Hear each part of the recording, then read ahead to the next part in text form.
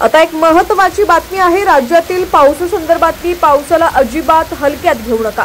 बंगालच्या खाडीमध्ये कमी दाबाचा पट्टा मोठ्या प्रमाणात तयार झालेला आहे, त्यामुळे चक्रीवादळाचा धोका निर्माण झालाय। हे वादळ उत्तर पश्चिम भागाच्या दिशेने वेगाने येत आहे। पुढील 24 ते 48 तासात हे वादळ गुजरातच्या सीमेला धडकण्याची शक्यता आहे। चक्रीवादळामुळे मुसळधार ते अतिमुसळधार पावसाची शक्यता आहे। बंगालच्या खाडीमध्ये हवेच्या कमी दाबाचा पट्टा तयार झालेला असून त्याचं चक्रीवादळात रूपांतर झालंय। हे वादळ गुजरात खाडीच्या दिशेने वेगाने येत असल्याची माहिती भारतीय हवामान विभागाने दिली आहे।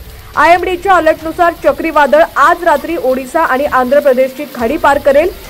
75 किलोमीटर प्रति तास वेगाने हवा वाहत आहे। 3 ऑक्टोबर रोजी चक्रीवादळ कमकुवत होऊ शकतं आणि हवेचा वेग कमी होऊन 55 किलोमीटर प्रति तास इतका होईल। चक्रीवादळाचा परिणाम पुढील काही दिवस राहण्याची शक्यता आहे। चक्रीवादळ पुढील 5 दिवस 12 पेक्षा जास्त राज्यात जोरदार वाऱ्यासह मुसळधार पावसाची शक्यता हवामान विभागाने वर्तवली आहे। ओडिशा, पश्चिम बंगाल, आंध्र प्रदेश, झारखंड, छत्तीसगड, बिहार, पूर्व मध्य प्रदेश आणि पूर्व उत्तर प्रदेशाच्या काही भागात मुसळधार पाऊस होण्याची शक्यता आहे। जोरदार वाऱ्यासह पावसाची शक्यता हवामान विभागाने वर्तवली आहे। आज सकाळपासून ओडिशामध्ये जोरदार पावसाने हजेरी लावली आहे। अनेक जिल्ह्यात पावसाचा इशारा दिला आहे। आयएमडीच्या अंदाजानुसार आज रात्री चक्रीवादळ ओडिशाची खाडी पार करून आंध्र प्रदेशमधील गोपालपूरमध्ये धडकेल।